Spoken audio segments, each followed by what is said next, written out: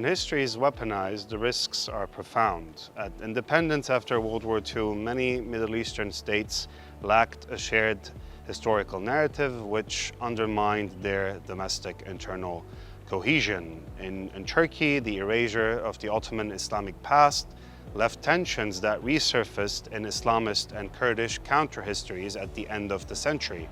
Whereas in Iraq, Saddam Hussein glorified Arab-Sunni identity while excluding the Kurds and the Shi'is, laying the ground for violent repressions in the 1980s and the 1990s.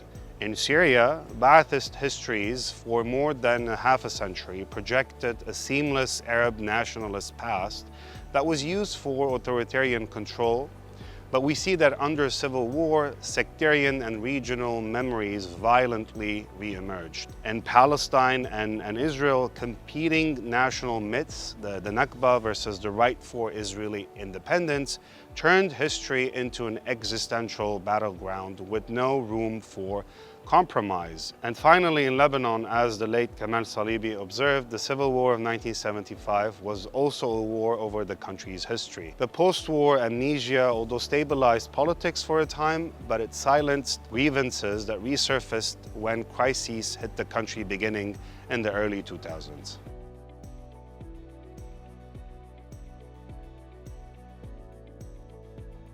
If the 20th century was marked by instrumentalization of history, the challenge today is to reclaim it as a field of inquiry rather than propaganda. This task becomes more urgent at a time when identity politics are exploited and extreme ideologies are on the rise. But fortunately, across the Middle East and beyond, historians are expanding the scope of quote-unquote national histories, working across disciplines with sociologists, archaeologists, anthropologists to recover the stories of women, peasants, workers, and minorities long erased from national discourses or records. Oral history projects in Lebanon and Palestine preserve memories of famine, displacement, violence, and the Nakba, giving voices to silenced communities. In Turkey, scholarship has reopened the debate on the Ottoman past, acknowledging the experiences of non-Turks as well as non-Muslims long erased from the national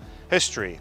And in Syria and Iraq, recent sectarian violence has renewed interest in the region's layered and pluralist past. Of course, these efforts cannot resolve political conflicts on their own, but by recovering forgotten voices and restoring complexity, historians help shift history from a weapon of exclusion into a space for dialogue, one that values shared human experiences instead of reducing them to a zero-sum equation.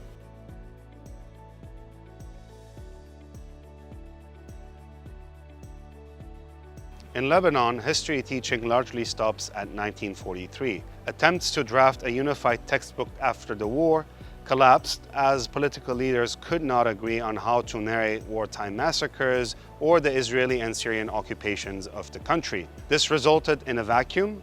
Younger generations grow up without a shared national history, relying instead on sectarian narratives transmitted through their families, political parties, or the media. This impasse has profound consequences for citizenship. When different Lebanese political groups commemorate the past, each highlights distinct heroes and traumas, reinforcing divisions rather than fostering a common understanding of Lebanese identity and citizenship. The stakes are high. In the wake of the 2019 protests, the 2020 Beirut port explosion, and the ongoing crisis in the country, many Lebanese have mobilized around the demand for accountability. Addressing history openly could form part of a broader reform agenda to rebuild trust between citizens and institutions of the state.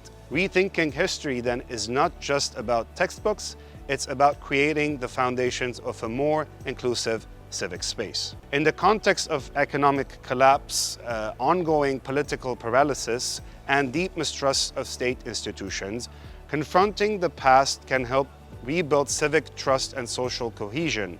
When combined with truth-telling initiatives and oral history projects, independent research and rigorous academic work can allow different communities to see their experiences reflected in a shared national space, acknowledging past traumas without imposing any forced consensus. Therefore, addressing history openly is tied to governance. Teaching not only what happened, but why plural narratives matter could help Lebanon move from history as a battlefield to history as a foundation for coexistence.